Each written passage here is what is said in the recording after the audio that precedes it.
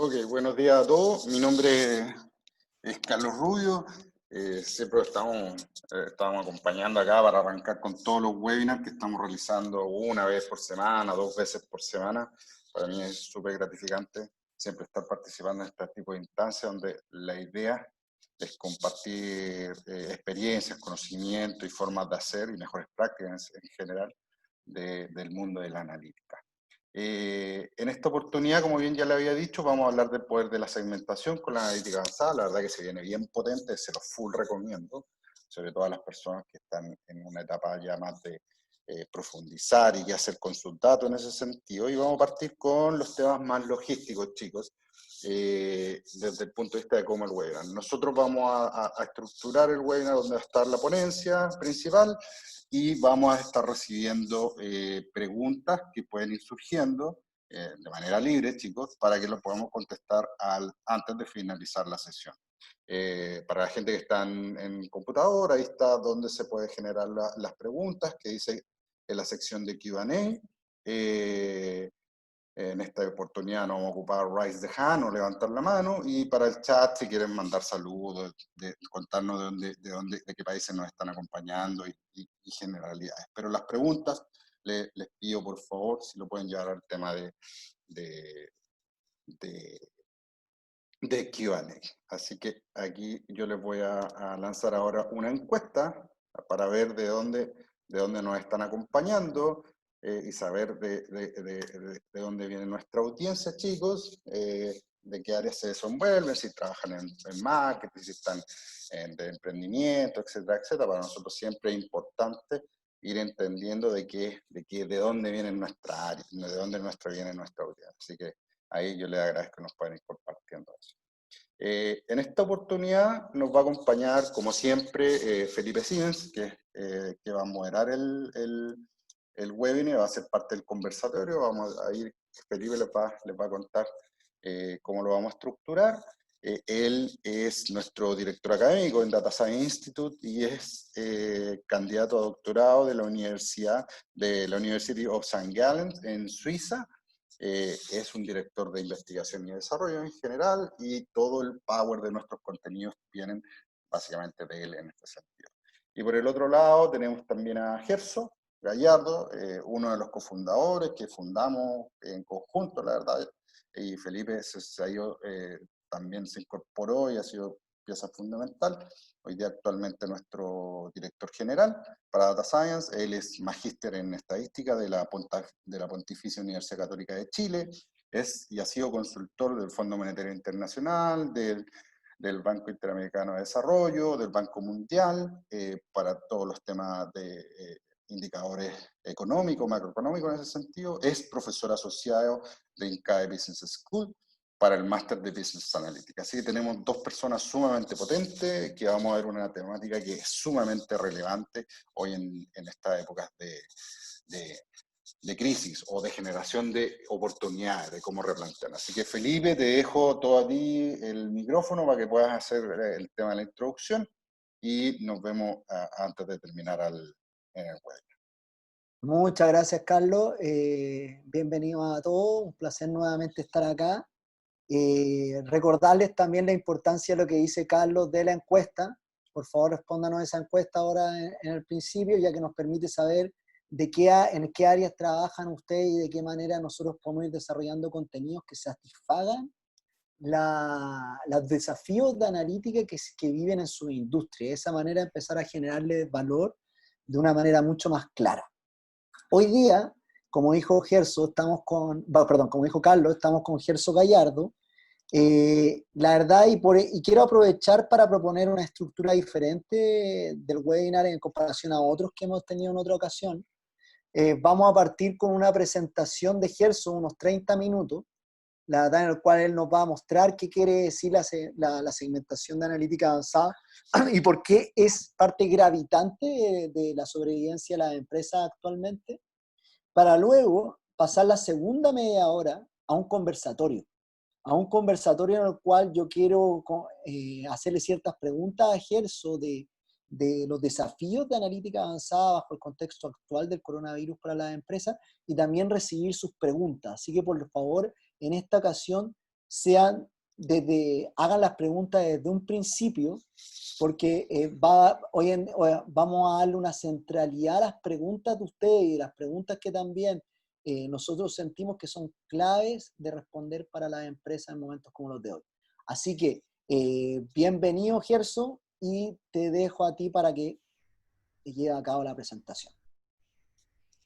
Súper, Felipe.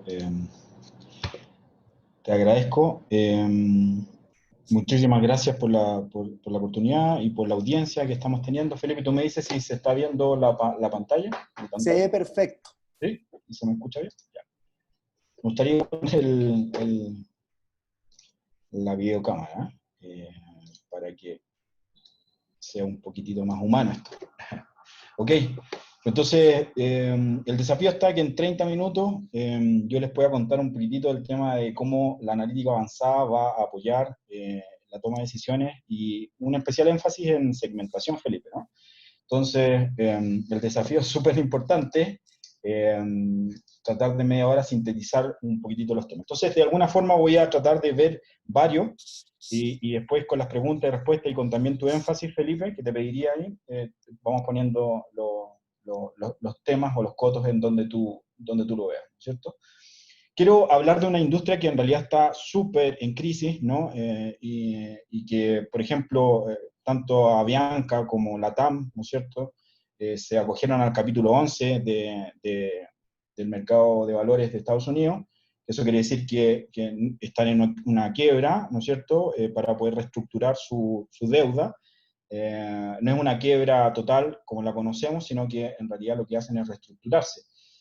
Sí, y en realidad fíjense qué es lo que sucede aquí. En realidad hay que repensar entonces este modelo de negocio. En realidad, en donde lo que debería estar los ejecutivos viendo es no vender solo por un pasaje, Felipe, sino que lo que uno tendría que asegurar es que ese cliente permanezca con la línea aérea, o sea, que sea un flujo continuo, ¿no es cierto?, una evolución con la línea aérea, ¿sí? Entonces, ¿a qué me refiero con eso? Me refiero que probablemente las acciones que son analíticas sobre todo, ese es nuestro mantra, el tema analítico, no es vender en un pasaje, Felipe, no es vender un pasaje, sino que en realidad es la relación, y la analítica tiene que acompañar a que yo desarrolle una relación con ellos, ¿no es cierto? Y una relación con ellos es un desafío, porque en realidad las personas cambian, las personas no son estáticas, es un flujo la persona. Entonces, de alguna forma uno lo que tendría que pensar es un cliente típico, ¿ya? Empecemos del cliente típico y después vamos evolucionando. Un cliente típico compra su primer pasaje, 25 años, ¿no es cierto? Muy feliz, ¿no es cierto? Se va de vacaciones con su primer sueldo. Puede pasar entonces un tiempo hasta los 60 años, hagamos este ejemplo, ¿no es cierto? Seguramente es mucho más, pero habrá comprado entre 30 y 35 pasajes. Entonces, una persona no son $1.000 de un pasaje promedio, sino que son 30 a 35 mil dólares, ¿sí? Y eso es sin contar si el tipo tiene familia, ¿no es cierto? Se casa, tiene hijos y es feliz con los hijos, ¿no es cierto? Sobre todo en un periodo de cuarentena, y también requiere de alguna forma servicios VIP, ¿no es cierto? O sea, estoy diciendo que partimos de una base que no son $1.000, eso es lo que quiero dejar con esta lámina, que no son $1.000, sino que es un flujo, ¿no? Bueno, entonces lo que tendríamos que estar pensando es analizar al cliente con mayor detención, y ahí vienen varios modelos que están asociados al análisis del cliente. Podríamos hablar de segmentación, podríamos hablar de prospección. Yo sé que hay temas, Felipe, que de alguna forma no son del todo familiar para la audiencia, ¿no es cierto? La idea es que ustedes pregunten también y yo de ahí pongo los énfasis. Los modelos de prospección, modelos de perfilamiento, de construcción de journey o el Customer Lifetime Value. Es el Customer Lifetime Value algo que yo voy a poner mucho énfasis, ¿no? Porque justamente intentamos medir con eso el flujo de ese cliente y cómo entonces esto va a implicar a mi modelo de negocio. Bueno, perdona Felipe, yo pasé la lámina, pero ahí viene no solamente el análisis del cliente, sino que un plan de relación, un plan de captación, un plan de retención, un plan de rentabilización de los clientes. Ya, entonces aquí hay una mirada. Probablemente lo que yo debería hacer es no solamente, fíjense en el plan de captación, captar nuevos clientes, sino lo que yo, aquí quiero entregar un mensaje, sino lo que yo debería estar fijándome, Felipe y audiencia, es en los clientes que ya han hecho una relación conmigo. Yo incluso conversé con mi padre, que le mando un saludo si es que está viendo, y dije, hey, no piensen en los clientes, en captar nuevos clientes, sino que pensemos en los clientes que tuvimos y conectarnos con ellos. Llamarlos por teléfono, decirles cómo están, ¿no es cierto? Hay un periodo de crisis y en realidad ahí es donde podemos poner los énfasis. Pero en realidad tenemos que llamar a todos, Felipe, tenemos que llamar a todos nuestros clientes. Pensemos que tenemos, no sé, ojalá 100.000 clientes, 200.000 clientes, 1.000.000 de clientes, ¿no? O clientes menores, fíjense, 10 clientes, con 10 clientes ya a quién llamo, ¿no es cierto? Entonces, la idea es que estos modelos de segmentación, de valorización del ciclo de vida, de prospección, de venta cruzada, de clones, ¿no es cierto?, nos ayuden. Voy a hablar específicamente, como me dijiste 30 minutos, Felipe, de uno de los modelos, que es el modelo de segmentación, ¿sí? Segmentación de clientes. ¿Y qué quiere decir segmentación? Lo que nosotros tenemos que hacer con la segmentación es, dado que tengo una numerosa y heterogénea masa de clientes, lo que yo debería hacer es buscar entre ellos algunos patrones que son similares. ¿Sí? Algunos clientes que tienen, de alguna forma, un patrón, ojalá de personalidad, y yo quiero poner el ejemplo, no de temas descriptivos. Un cliente que tiene 25 años, que tiene 60, que es hombre y mujer, se puede comportar muy parecido. Entonces, los temas demográficos probablemente no nos van a ayudar a poder detectar o predecir si esa persona va a incorporar nuestro producto o servicio. Tienen que ir a los temas más conductuales, ¿ya? Ok, fíjense, voy a hablar, y esto va a estar sumergido dentro de lo que yo voy a ir mostrándoles, son los modelos de clusterización, ¿sí? Son los modelos de segmentación. Este es un modelo el más básico probablemente de todos, se llama K-means, es un modelo del tipo supervisado que utilizamos mucho en Machine Learning para poder ver cuáles son aquellos atributos, aquí estoy poniendo en un plano cartesiano en donde hay un eje X y un eje Y, ¿no es cierto? ¿Cuáles son aquellos atributos que logran hacer que ese grupo de clientes sea muy homogéneo entre sí, pero muy distinto al grupo verde o al grupo que ahí tengo rojo, ¿no? ¿Sí? Y eso se hace con distancias euclidianas, no quiero entrar en ese detalle, Felipe, porque tengo media hora, me dijiste que tenía media hora, pero la idea es que ustedes ya vean que aquí hay un modelo analítico detrás. No es un tema de, yo creo que estos clientes se parecen, ¿no? No, sino que en realidad aquí hay un modelo analítico. Y Netflix, que nos parece notable en cómo se ha ido desarrollando, incluso la última noticia, no sé si sabes, Felipe, que va a desactivar las cuentas que no lleven un año con ello, para ayudar al tema de la pandemia, porque han aumentado un montón sus suscripciones, entonces quieren ayudar, y Netflix nos parece un desarrollo súper notable en términos de segmentación. Hay un caso súper famoso en donde un chico llama, ¿no es cierto?, a este contact center y le dice, oye, tengo un problema, quiero reportar un problema, ¿no es cierto? Desde el otro lado, el chico de Netflix detecta dentro del perfil que este cliente le gusta mucho las series de Star Trek, ¿no es cierto? Y es fans de esta serie y en realidad su personalidad se adapta a poder hablar desde este mensaje, ¿no? De Star Trek. Y claro, se empiezan a comunicar, Capitán Mike, ¿no es cierto? Aquí, mucho gusto, ¿no es cierto? ¿Qué es lo que sucede? Y el tipo empieza a hablar de que le reporta un problema, ¿no? Bueno, el tema se desarrolla en que no le soluciona el problema, pero dice, oh, qué encantado, ojalá me pase otro problema para poder llamar, ¿no es cierto? Bueno, entonces, ¿cómo se hace eso? Se hace como acabo de mostrar, ¿no? Se hace con una segmentación en donde no solamente es el tema demográfico, como les decía, sino que un tema de personalidad, de qué películas ve, a qué se está adaptando. Entonces, vamos a los temas de segmentación. ¿Tengo que abarcar todos los clientes? ¿O Netflix lo hizo con todos sus clientes? No. Lo hizo con clientes de alto valor. ¿Y cómo defino clientes de alto valor? Fíjense que esto es algo nuevo, no es algo que en realidad en marketing tradicional lo está viendo. Aquí hay estudios les voy a mostrar estudios de Harvard, del MIT, ¿no es cierto?, en donde podemos dividir esto en términos de segmentación estratégica y segmentación táctica. La segmentación estratégica tiene que ver con un flujo de este cliente, ¿no? Y pensando entonces que esa persona se mueve, ¿no es cierto?, que es una evolución, y cómo entonces como empresa voy a interactuar con él en esta evolución, ¿sí? Ok, entonces aquí tenemos que pensar y reflexionar sobre dos medidas muy relevantes, y que te las quiero mostrar ahí después, Felipe.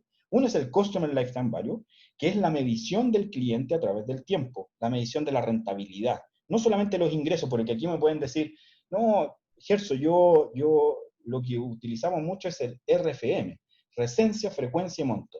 No, me parece que no es el indicador válido para esto, porque el RFM es en un momento del tiempo, es estático, es un cálculo.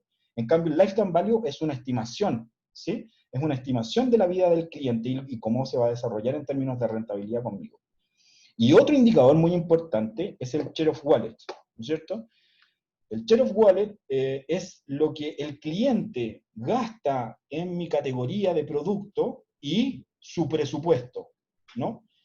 Es una medida que lo que te entrega es un porcentaje. ¿Cuánto esto se está gastando en mi aerolínea? Pensemos en la aerolínea, ¿no es cierto? Si yo tengo un presupuesto de $5.000, ¿no es cierto? O de $1.000, y de esos $1.000 gasta con mi aerolínea, con LATAM o con Avianca, $500, entonces su share of wallet es de un 50%. ¿Sí? Entonces, bueno, ahí la idea es que ustedes calculen, se puede hacer a través de productos, yo les voy a mostrar ahí algunos índices, ¿no? Algunos de formas cómo se calcula. Pero la idea es que ustedes vayan a estos dos indicadores, que son muy esenciales. No el tema de satisfacción y Net Promoter, que son muy válidos y en realidad se deberían medir, pero la satisfacción no es un signo de lealtad. Eso está súper comprobado. Y que un cliente esté satisfecho no quiere decir que se cree con tu marca. Lo que tendremos que hacer entonces es poner mayor énfasis en la medición del Customer Lifetime Value y del Share of Wallet, para poder ver y medir si ese cliente a través del tiempo va a permanecer conmigo. Hay un montón de temas detrás de eso, Felipe, ¿no? Probablemente ahí viene el tema de la estimación de la fuga, o lo que llamamos churn, ¿no es cierto? La estimación de la retención de ese cliente, la estimación del tiempo de vida de ese cliente, ¿no? Hay un montón de indicadores que probablemente hacen que debamos poner énfasis en la analítica. Y después de eso, una vez que ya mapeamos los clientes importantes, ojalá, déjame anotar ahí un poquitito, ¿no es cierto? Ojalá ver estos clientes que tienen alto potencial, ¿no es cierto? O sea, clientes que son de alto valor, toda esta parte de estos clientes que tienen un alto Customer Lifetime Value, pero también su share of wallet. De hecho, este cliente debería pasar a este cuadrante, ¿no es cierto? Verificar si estos clientes y cómo vamos a interactuar con ellos a través del tiempo, ¿ya? ¿Y cómo hacemos eso? Bueno, lo ponemos estático, ¿no es cierto? Entonces vamos a lo que sería la segmentación táctica, en donde vemos su personalidad. Aquí dice Gerso, impulsado principalmente por la lógica, preciso, orientado a las tareas, cauteloso, ¿no es cierto? Y lógica en tomar decisiones. Claro, yo tengo un perfil, yo tengo el perfil del analista, ¿no es cierto? Y ese perfil de analista entonces te puede entregar la forma de comunicarme con él, o la forma de ofrecerle entonces determinado tipo de producto. ¿Sí? Ok. Entonces, voy un poquito en el énfasis de los cálculos que hay detrás, ¿no es cierto? Fíjense, una investigación del MIT, ¿no es cierto? Que se las comparto ahí, que ustedes podrían echar mano, ¿no es cierto? Te indica, dice, ¿sabes qué? Mira, el Customer Lifetime Value se tiene que medir como la rentabilidad del cliente menos el costo de adquisición. Miren, el costo de adquisición. Es algo que ustedes deberían estar viendo, ¿no es cierto? Me cuesta más adquirir un cliente, y eso es cierto. Hay estimaciones que te dicen que hay 8 veces más costoso adquirir un nuevo cliente que el cliente que ya teníamos, venderle un nuevo producto. Entonces, probablemente ahí es donde ustedes tienen que tener un equilibrio, ¿no? Otro tema que ustedes tienen que estar midiendo es la retención del cliente, la fuga o el churn, ¿no es cierto? Una tasa de descuento que quiere decir el valor del dinero, el costo de oportunidad y el periodo de tiempo en que se va a ir desarrollando ese cliente. Puede ser que sean 3 meses, puede ser que sea un año, puede ser que sea toda la vida de ese cliente. Ahí es donde ustedes tienen que adaptar este cálculo no es único, no es la única forma. Este cálculo se tiene que adaptar a los modelos de negocio. ¿Sí? ¿Ok? Y otro tema es el share of wallet, en donde yo podría hacer cálculos simples, pero lo que quiere decir este cálculo es lo que estás gastando en tu producto versus lo que se gasta en la categoría en general. O sea, si yo soy un supermercado, tendría que fijarme cuánto es lo que se gasta en supermercados y cuánto es lo que gastas en mi supermercado. ¿Ya? Entonces aquí yo lo podemos ver, algo muy simple, como el número de productos con mi marca versus el promedio de los productos que gastas en la industria, ¿no es cierto? Que tienes con la industria. O la inversión en tus productos versus el presupuesto que gastas en la categoría. Fíjense que no es nada tan complicado, ¿no es cierto? Un tipo notable, y que síganlo, ¿no es cierto? Si tienen la posibilidad, Kawasaki es un tipo que trabajó con Steve Jobs. O sea, trabajar con Steve Jobs no fue nada fácil, seguro, ¿no? Trabajó en Macintosh, y este tipo lo que nos dice es, mira, si dispones de más dinero que inteligencia hablamos de analítica, ¿no es cierto? Deberías centrarte en el marketing de salida, o sea, fuga, churn, ¿no es cierto, Felipe? Pero si dispones de más inteligencia, o sea, analítica, que dinero, deberías centrarte en el marketing de entrada, que sería el tema de la segmentación. Ahí es donde nosotros tenemos que en periodos de crisis, ¿no es cierto?, barajar. Y por eso ponemos énfasis en la segmentación, porque probablemente nuestro flujo está siendo muy golpeado, ¿no? Entonces, de alguna forma nosotros tenemos que centrarnos en los temas de segmentación, de conocer bien al cliente. Parece como de perogrullo, pero conocer al cliente no es tan fácil, Felipe. Entonces, aquí yo les quiero poner un ejemplo, y si me permite, Felipe, dado mis minutos que me quedan, mostrarles un poquitito este desarrollo y pasar de lo estratégico, ¿no es cierto?, incluso al cálculo del lifetime value, a lo que sería los temas tácticos. Miremos como el cliente en una evolución, en donde aquí tenemos, fíjense, 4 meses, ¿no es cierto?, o 4 periodos de tiempo, podemos verlo como un año, ¿no es cierto? Este cliente, que es el cliente, que es un círculo, ¿no es cierto?, fíjense que el cliente pasó del primer mes, ¿no es cierto?, con un Customer Lifetime Value de $30 y a un 30% en el Share of Wallet, pasa a ser un cliente con 10 en Customer Lifetime Value y un 10% en su Share of Wallet, ¿no es cierto? O sea, la evolución nos indica que este cliente es de bajo valor, o sea, es un cliente que de alguna forma debería rentabilizarlo. Porque otro tema, Felipe, la culpa de que ese cliente no sea rentable en comparación con tus otros clientes no es del cliente, es tuya, es de tu marca. Y es entonces, ahí es donde tú tienes que trabajar en cómo rentabilizar ese cliente, ¿no? Formas muy creativas de rentabilizar ese cliente, ¿no? La antítesis del otro, ¿no? Este cliente que pasa a un share of wallet importante, por lo tanto está gastando el 80% de su presupuesto con nosotros, ¿no es cierto? Y un lifetime value de $120, pongámosle, ¿no es cierto? Claro, es un cliente importante para nosotros y que lo tenemos que tener entre algodones, ¿no? O sea, a él lo tenemos que cuidar y ojalá se mantenga en ese cuadrante. Pero también les quiero hablar de este cliente. Este cliente que ha ido pasando de 80 en lifetime value a 120. ¿Y qué es lo que hace ese cliente? Ese cliente tiene un potencial en pasar a un cuadrante en donde tengo un share of wallet. Tiene un potencial. ¿Por qué? Porque estamos fíjense, en 30%, Felipe. Y entonces de su share of wallet, de su presupuesto. Entonces yo le podría decir, ¿sabes qué? Estudiarlo mejor para poder ver en dónde lo puedo ayudar. En dónde con mis productos, y aquí transformamos un paradigma, no es crear productos porque sí, sino que conocer a nuestro cliente y de alguna forma adaptar nuestra industria a ese cliente, ¿no? Con las capacidades que tengamos y con la innovación que tengamos. Fíjense, les voy a mostrar un poquitito de detalle de cómo se construye el lifetime value. Voy a empezar por el cliente que tiene un potencial, ¿ya? Esta es la forma que tiene un cliente con un potencial, con un Customer Lifetime Value de 120, que se los había mostrado en ese cuadrante, ¿no? Un costo de adquisición de 5, ¿no? Yo podría ir jugando con esto, a ver si es que en realidad de 51 pasa a 100, ¿no es cierto? Pasa a 100. Pasa a 100, ¿no es cierto? O sea, fíjense, si pasa a 100, o sea, doblo la inversión que él tiene conmigo, su Customer Lifetime Value pasa de 120 a 172, ¿no es cierto? Este sería mi flujo a través del tiempo. Y esta es la mirada que ustedes deberían tener. Ese cliente es una evolución a través del tiempo, ¿no? Y es una rentabilidad entonces a través del tiempo. Y hay costos asociados, costos de mailing que yo podría ir estimando, la tasa de descuento, pero hay algo muy relevante que ustedes tienen que fijarse, que es lo que hablaba con Kawasaki. El churn, la fuga. Si yo la fuga la bajo de un 35 a un 10% o a un 5%, fíjense, paso de 274 a 324. Quizá hay medidas de retención que son en realidad de poco costo, ¿sí? Y por lo tanto, sube tu rentabilidad de ese cliente. Entonces el churn aparece como algo gravitacional. Veamos la antítesis, ¿no es cierto? Este cliente que de alguna forma tiene bajo potencial y que su churn va creciendo.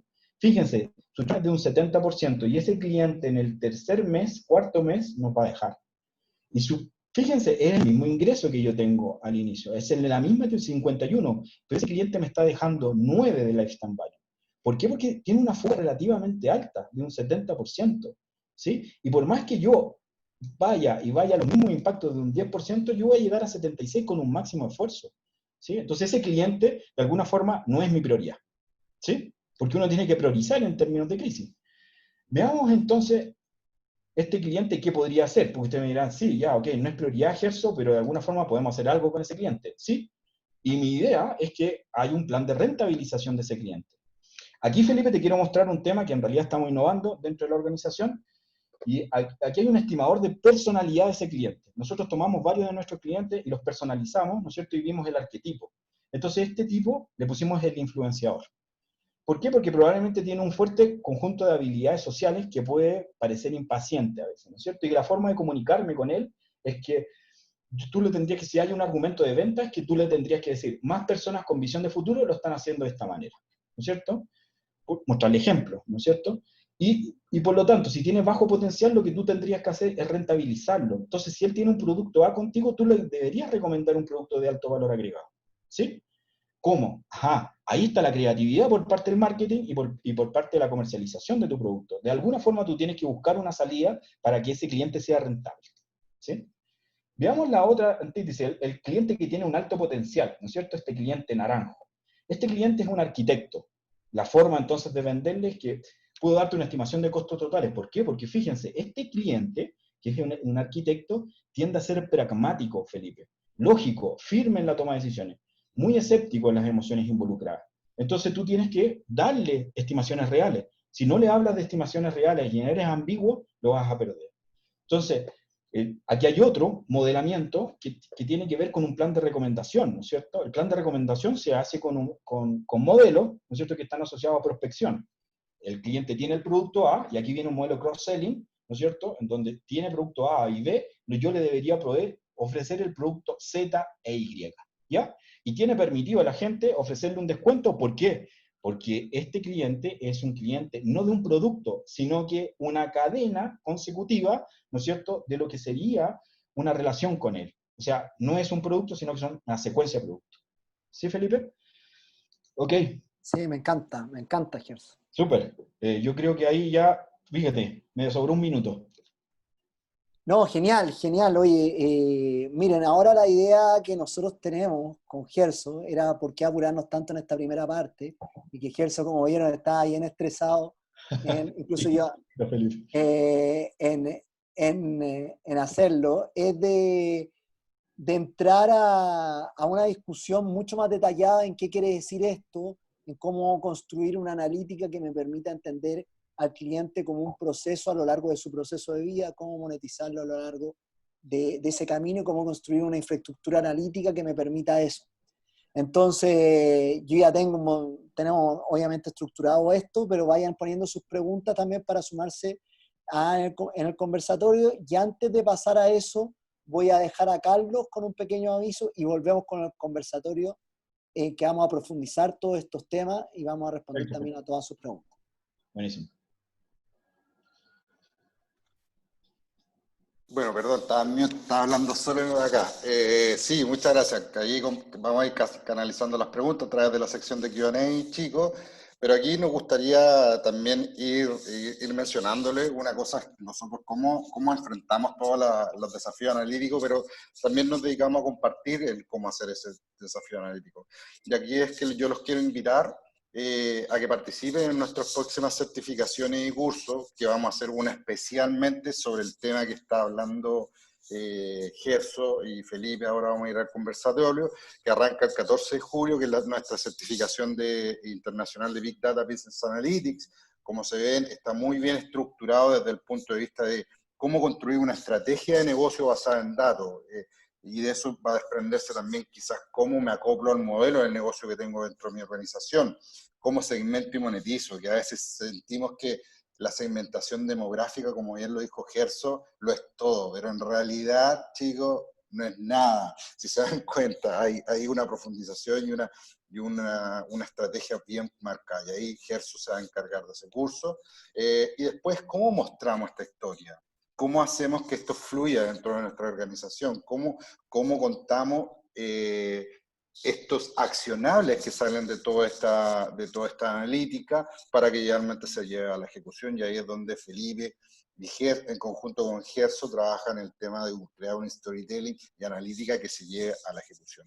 Yo los invito a que participen. Yo les voy a lanzar ahora una encuesta de interés con respecto a los programas que nosotros queremos ofrecer con respecto a este tipo de problemática y a otro tipo de problemática. Sin ir más lejos, también a veces nos preguntan mucho cómo yo inicio en este mundo. Bueno, uno de los grandes inicios es cubriendo la analítica descriptiva que se ve a través de la visualización y analítica de datos de manera efectiva.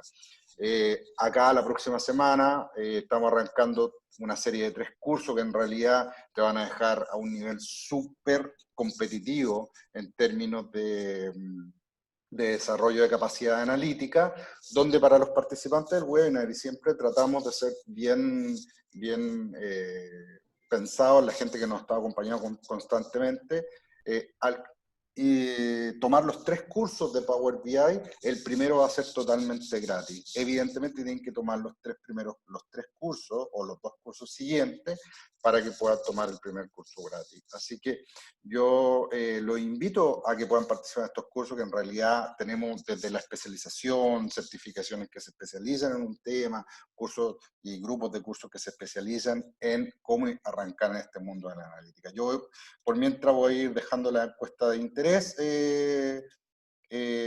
Felipe, para iniciar con el conversatorio, y por favor si pueden ir respondiendo la encuesta de interés para no atacar, o mejor dicho, no abordar a la gente que no le interesa participar en estos cursos. Así que ahí Felipe, Gerso, los dejo en ese sentido. Súper, gracias Carlos. Por favor ayúdenos con esa encuesta, nos ayuda mucho en cómo ir dándole a usted la educación que va a construir el ecosistema analítico en América Latina, que todavía está emergiendo, la verdad. Y todavía no se ha construido. Y me gustaría partir con esto, con este conversatorio, con Gerso preguntándole sobre el cliente. Gerso lo que se enfocó mucho es mostrar al cliente más que como una persona, es como un proceso. El cliente, al final, la mayor parte de las empresas lo entienden como una persona y de una manera estática, si ustedes notan. Y el gran problema que eso sucede es que no nos permite relacionarnos más con la realidad del cliente. El cliente va cambiando a lo largo del tiempo. Yo les voy a dar un ejemplo.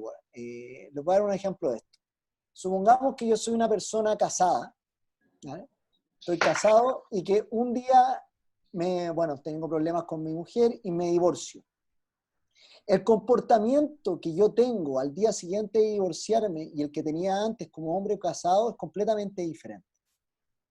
Por lo tanto, si yo tengo al cliente segmentado bajo un comportamiento que él ya no tiene actualmente, de poco me sirve esa segmentación. Sí. Entonces, realmente yo lo que te quería preguntar, Gerso, es ¿qué quiere decir entender al cliente como un proceso en vez de como una persona estática? Sí, súper buena pregunta, Felipe. Ahí, claro, mira, lo que generalmente hacen las marcas, ¿no es cierto? Lo que incluso ahí preguntaban sobre banca, ¿no? Voy a poner un ejemplo de la banca, en donde yo veo el consumo de esa persona en un periodo del tiempo y le ofrezco una determinada tarjeta. Pero ¿qué pasaría si yo asocio esto, Felipe, a lo que tú dices, una evolución en el tiempo? Por ejemplo, la persona cuando está soltera y feliz, ¿no es cierto?, tiene un patrón de gasto y tiene un patrón de consumo muy distinto al casarse e incluso después al tener un hijo, ¿no es cierto? Entonces, y ya estamos hablando entonces de un journey. Y lo que yo tendría que estar asociando son mis modelos analíticos a este journey del cliente, yo a través de la evolución. No, y incluso, ahora déjame interrumpirte ahí, Gerso, sí, por incluso favor, más que, si lo vemos de alguna manera, más que la analítica quizás me entrega la información para ese journey. Porque claro, quizás yo no tengo claridad de cuál es el journey, pero es la analítica la que me permite entender mejor al cliente y acercarme a él. Sí. No, incluso Felipe, aquí cuando nos vamos más a Business Intelligence, no a Business Analytics, sino que al dato, fíjense que el dato en general se captura en un momento estático, Felipe. Entonces, yo no alcanzo a percibir en este Data Warehouse o Data Mart, que no es analítico, no alcanzo a percibir si esa persona se casó, se separó o cambió incluso de actitud. Fíjate que yo tuve un ejemplo con un cliente que era de un hotel, que este cliente que llegaba al hotel cuando estaba soltero, se comportaba de una forma, quería una habitación con una vista, pero cuando llegaba con su familia, llegaba con su señora, quería otro tipo de habitación, era el mismo cliente. Era el mismo cliente, no es que estaba ni casado, sino que era el mismo cliente, pero para determinadas situaciones incluso, entonces el hotel debería actuar de distintas formas, ¿sí? Entonces, ¿qué es lo que yo requiero de ese cliente, ¿no es cierto? Todo, ojalá todo, Felipe, ¿no? Si él va y él reserva para trabajo, si él reserva para la familia, si él reserva para una despedida de soltero, que también seguramente se va a comportar de distinta forma con los amigos, ¿no es cierto? Entonces yo debería estar, ojalá, y el mantra tiene que ser en recopilar la mayor cantidad de información y ojalá conductual. Tal como dijo Carlos, no es solamente la demográfica, que es muy importante, muy relevante, ¿no? Me encanta lo que dices, porque al final lo que sería esto es como ser muchas personas a la vez. Eso me parece súper interesante, porque en general a nosotros, para que los participantes sepan, nosotros somos muy anti este tipo de segmentación que dice todas las mujeres de 20 a 25 años. Porque puede ser, y todos los hombres de 25 a 30 años se comportan igual. Son los típicos segmentos que nosotros vemos en las empresas. Y que, como dice Gerson, no son conductuales, pero lo más importante, no abordan la complejidad de una persona. Y yo creo que si nosotros queremos empezar a entender mejor al cliente y de qué manera entregarle valor, la única manera es conocerlo mejor. Y ahí es como la analítica me permite esa conexión con el cliente, de irlo entendiendo mejor, incluso va alimentando hasta los productos y servicios que yo voy generando. Y me gustaría, Gerson, que nos diera un ejemplo de cómo la analítica puede alimentar la creación de nuevos productos en una Ya, empresa. sí, sí. Sí, fíjate que hay modelos que son del tipo de prospección, ¿no es cierto? Estos modelos de prospección son modelos que asocian un segmento, ¿no es cierto?, a un producto que tú tengas, ¿sí? Si tú te das cuenta que hay productos que no tienen un enlace o que no tienen un match, son productos que tú deberías reinventar, son productos que de alguna forma tú deberías reenfocar, ¿sí? Y los productos que de alguna forma están conectándose con esos segmentos, que te decía ya, son modelos de prospección, que en esos modelos de prospección podrían haber modelos de Machine Learning como Random Forest, ¿no es cierto?, o Gradient. Hay un montón de algoritmos que pueden hacer unir estos dos. Eh, si hay match, probablemente lo que tendrías que hacer, y un segmento que yo les mostré como estratégico de alto valor, lo que tendrías que hacer es potenciar ese producto, ¿no? Un producto aumentado que se llama también de match, ¿no? Y aquellos productos que en realidad no están haciendo match, tú te tienes que dar cuenta de inmediato en aquellos que tienes que reinventar esos productos y tienes que rehacer entonces y conocer un poquitito mejor a tus segmentos que son de bajo valor. ¿Qué te aconsejaría? Que hay clientes que yo les mostré, el naranjo, ¿no es cierto? Ese cliente que tiene un alto potencial, que tienes que estudiar para poder crear productos en los cuales están haciendo match y productos de cross-selling, o sea, productos que de alguna forma van a dar pie a hacer una secuencia con él. Claro, O sea, un pensemos, por producto de ejemplo, entrada, ajá, sí, perdona. Déjame pensemos terminar. por... Hay Dale, un dale, producto dale, de Gerson. entrada, hay un producto de entrada, ¿no es cierto?, que es el producto A, y van a haber productos de cross-selling que van a permitir entonces seguir y continuar una vida con él. Lo que tienes que buscar inteligentemente es cuál es la secuencia de esos productos con esa persona. La única forma que tienes que hacer es conocer al cliente, nomás. Ya, ok. Claro, es que a mí me gustaría ir a apoyar con un ejemplo bien específico. Pensemos en un banco. Un banco tiene alianzas, ¿no es cierto? Genera alianzas con empresas. Sí. Si ustedes ven, los bancos hoy en día hasta sacan tarjetas con aerolíneas. Ajá. Pero yo, ¿a quién le puedo ofrecer ese producto hoy por hoy? Por ejemplo, con el coronavirus. Yo lo que haría, si fuera un banco, iría a los comportamientos de consumo de mis clientes, Ajá. ¿vale? Y iría dentro de mis carteras, trataría de agruparlo Ajá. y ver Exacto. cuáles de esos clientes viajaban mucho, consumían de diferentes Ajá. partes del mundo, y quizás bajo eso le puedo crear una nueva tarjeta generada solo para ellos. Entonces ahí tienen ustedes un ejemplo muy práctico de lo que Gerson mostró en cómo yo le puedo aumentar el valor del proceso de un cliente con la empresa. Y yo les diría que el gran problema que suele suceder, y que nosotros vemos en situaciones actuales como la del coronavirus, es que nos olvidamos qué es la empresa. La empresa es una organización humana que busca constantemente la creación de valor para cierto grupo de personas. ¿eh? Y a veces se nos olvida eso. Entonces, cuando cambian las situaciones del mercado como ahora, también cambia la manera en que le entregamos valor a nuestros clientes. Y quizás el producto y servicio que teníamos antes ya no entrega el mismo valor que antes. Ajá. No, o sea, y yo voy más a otro punto también, porque se nos olvida qué es el cliente, Felipe. El cliente para Amazon, pongamos el ejemplo de Amazon, no es un libro, no es una electrónica, es una secuencia de libros, ¿no es cierto? Y Amazon sabe qué libro, si tú compraste un libro primero, o Netflix, sabe que si tú viste una serie primero, seguramente te tiene que ir recomendando probablemente una gama de series que van añadidas a tu perfil. Entonces también se nos olvida que tenemos un modelo de negocio que tiene que adaptarse. ¿Pero a qué? Porque aquí también hay otro tema, Felipe, que muchos hablan del customer centric, que sería que el cliente tiene la razón. Yo no diría eso, sino que, Felipe, aquellos clientes que son de alto valor y de alto potencial son de alguna forma los clientes que van a marcar mi ruta, ¿ya? Porque no despreciemos a los gerentes comerciales o a todos los que están involucrados en el área y los procesos dentro de la empresa. O sea, el cliente lo que pasa es que tiene que crear mi ruta, tiene que crear mi roadmap, ¿no es cierto? Y acompañar de analítica, pero a aquellos clientes de alto potencial y de alto valor. Claro, y el cliente es el que define quién soy como empresa y qué productos y servicios genero.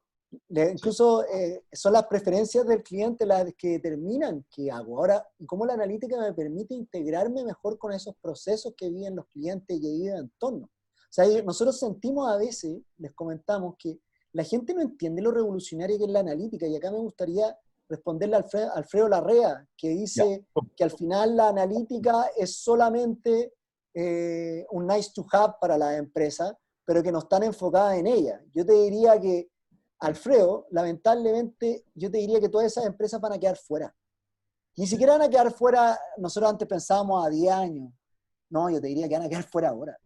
O sea, yo te diría, nosotros incluso como empresa, les comentábamos, nosotros tenemos que hacer todo un análisis de analítica para ver de qué manera replantear nuestros propios productos.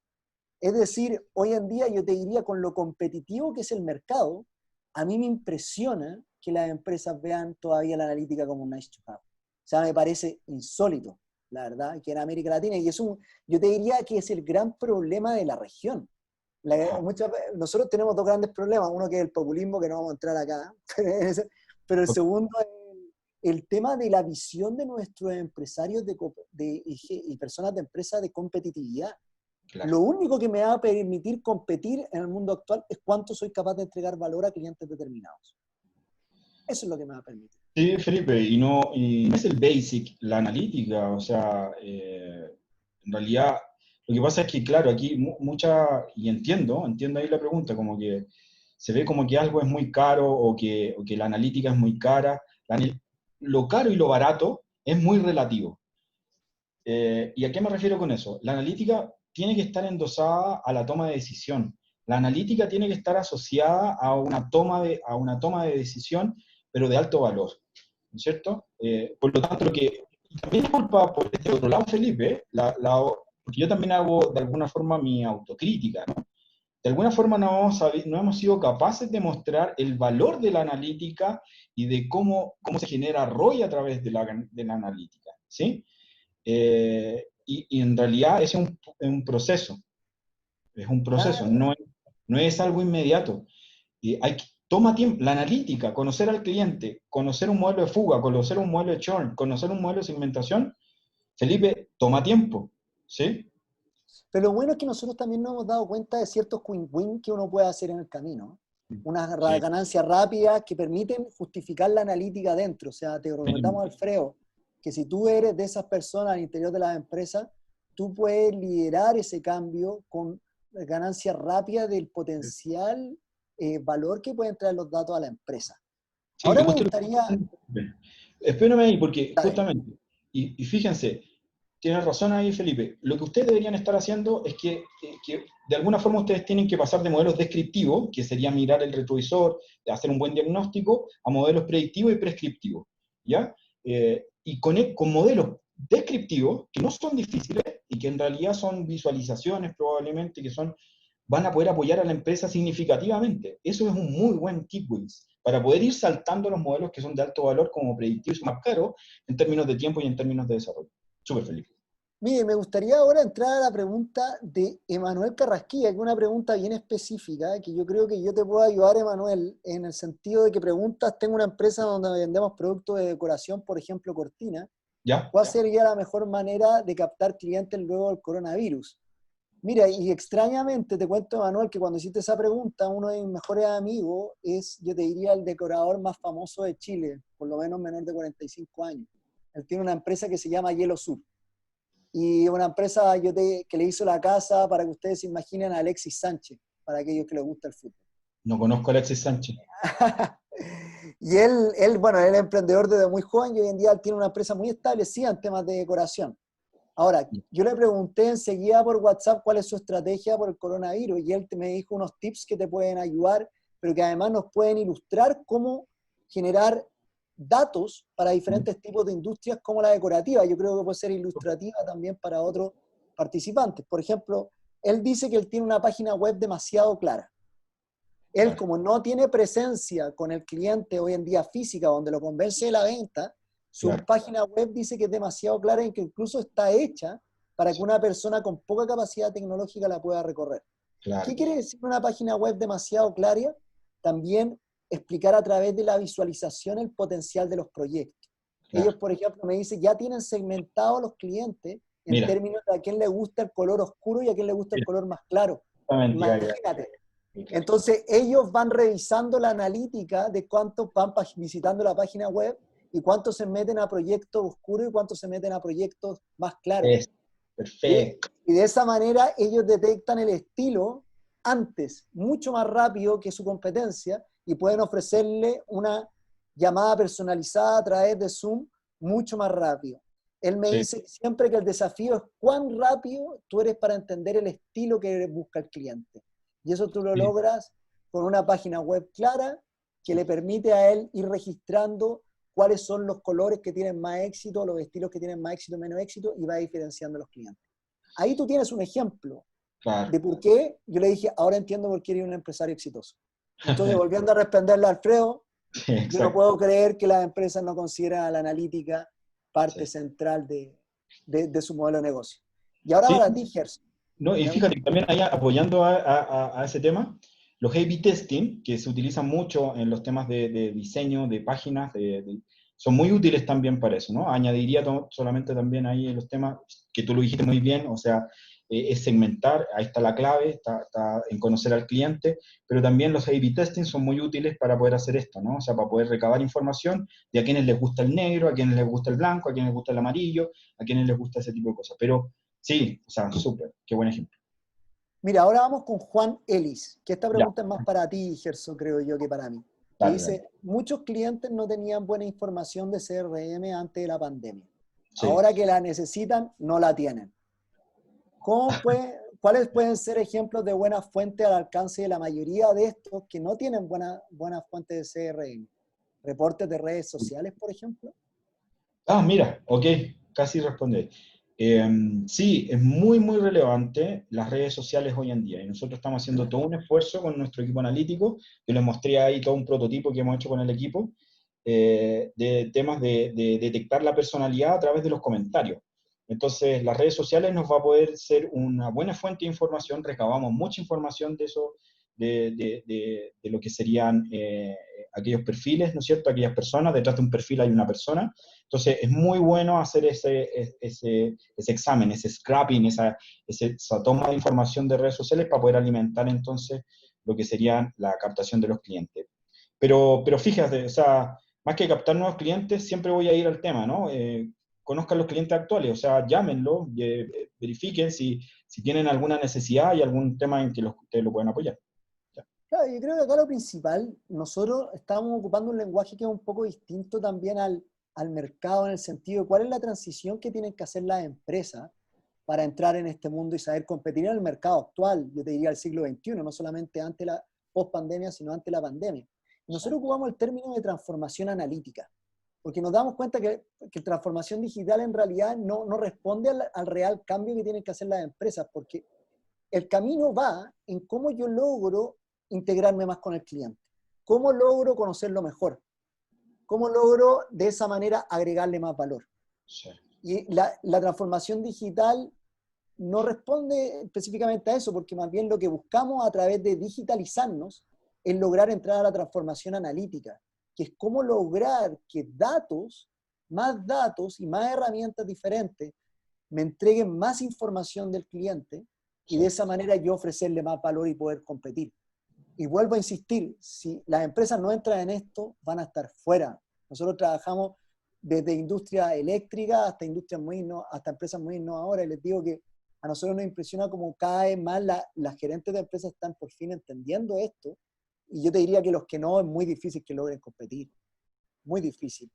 Me gustaría, Gerson, ahora llevarte a ti a una pregunta específica. Ok. Y me gustaría ir después generar una discusión contigo, con Carlos Solorzano, que dice, en la segmentación táctica, ¿qué variables son las que se deben considerar para la definición de los arquetipos? Wow, súper buena pregunta. Ya.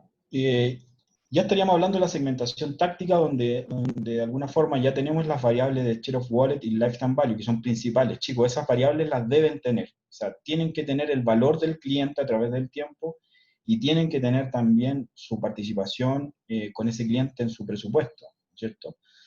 Y después, de alguna forma, podríamos ir identificando variables que son básicas. Yo no es que sea enemigo de las variables que son demográficas. ¿A qué nos referimos con demográfica? Año, ¿no es cierto? Sexo, edad, nivel de estudio, dónde vive, geográficas, ¿no es cierto? Sino que también las variables que son del tipo conductuales. Ojalá las redes sociales nos dan mucho indicio de eso, o sea, nos dan con las palabras con los mensajes que ellos están, o con los o con los compartidos que ellos están dando, da mucho indicio de esa personalidad, de ese arquetipo. Se habla de los 5 grandes y hay un montón de derivadas psicológicas por parte de ese cliente.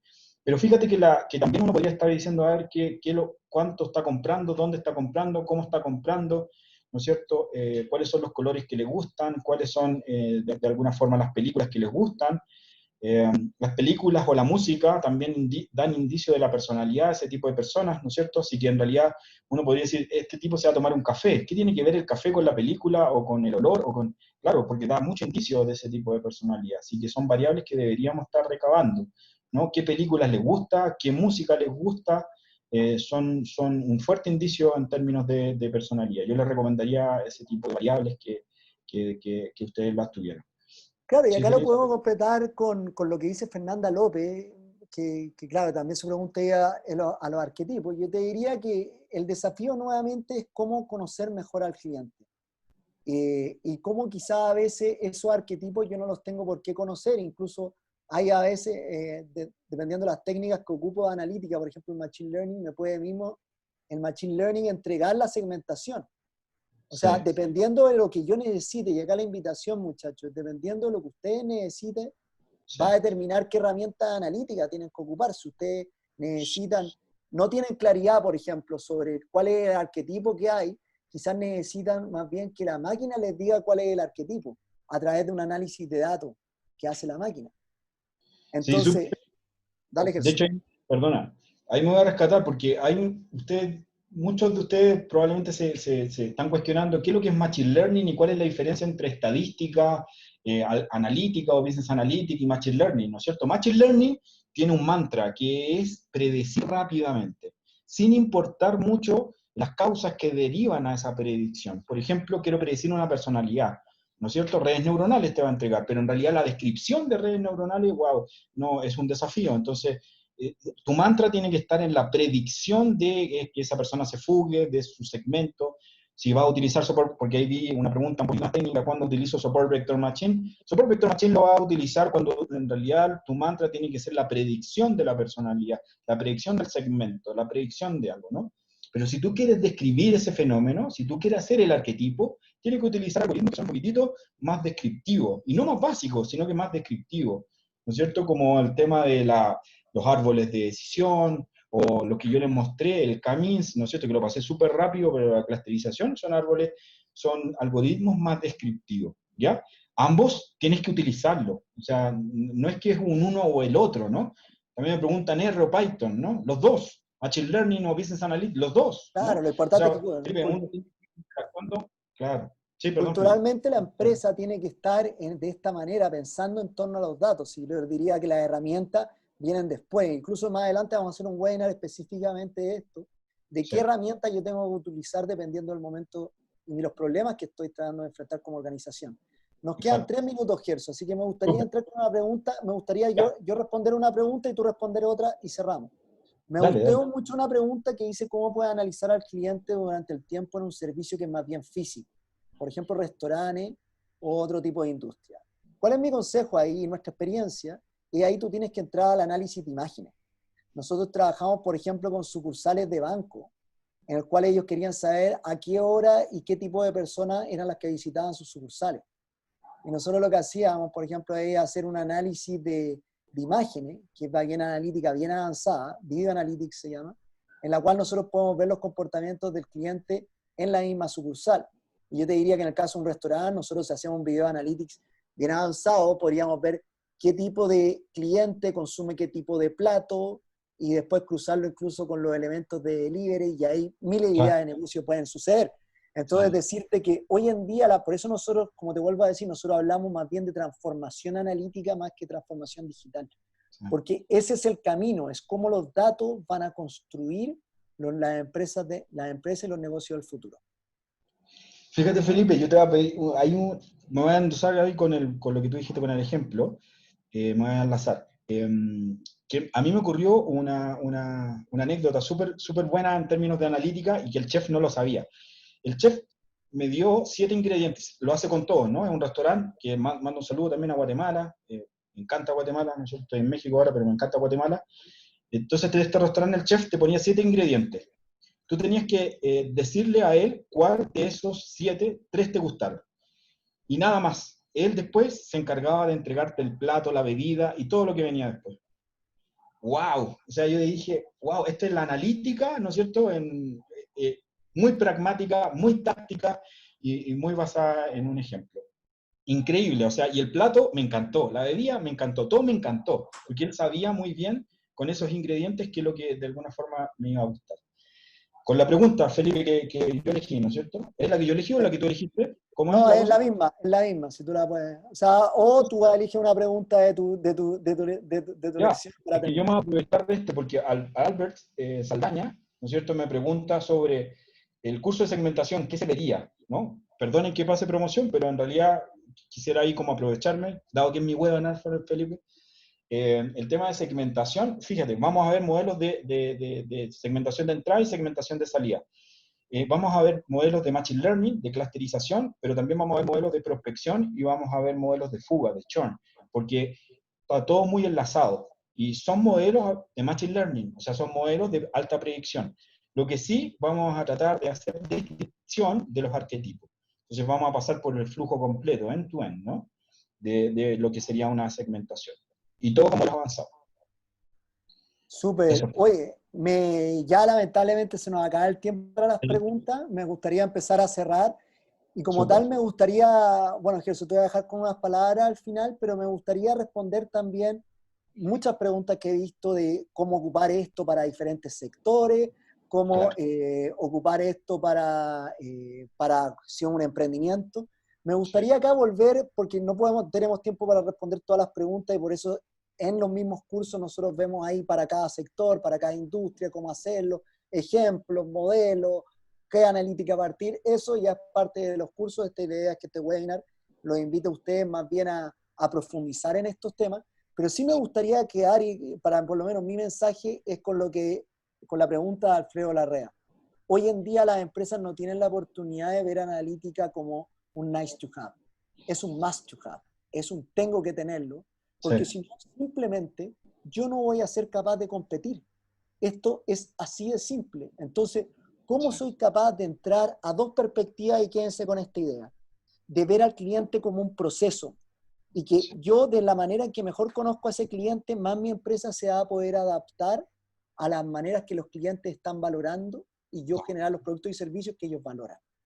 Y segundo, la idea de transformación analítica, no transformación digital, porque lo que estamos viendo y la manera en que las empresas van a competir es cómo empezar a tomar decisiones en base a datos y para eso cómo construir una infraestructura analítica y un modelo de negocio que me permita hacerlo. Gerso, te dejo las últimas palabras y cerramos. Sí, nada más que agradecer, ¿no es cierto? Ahí les pude mostrar un poquitito el esfuerzo que tenemos en los temas de consultoría analítica, que también realizamos, ¿no es cierto?, en Data Science, y yo personalmente. Y te quiero agradecer el espacio también, Felipe, agradecer mucho a la comunidad, ¿no es cierto?, a todos a la audiencia que han estado conectados, nos han tenido paciencia. Sé que pasé muy rápido los temas, pero seguramente tenemos ahí la posibilidad de interactuar, ojalá, ¿no es cierto?, mándennos información, correos, ¿no es cierto?, en donde podamos interactuar. El webinar va a quedar subido dentro de nuestro apartado, dentro de nuestra página. Les agradezco un montón todo el tiempo y el espacio que nos han otorgado, ¿no?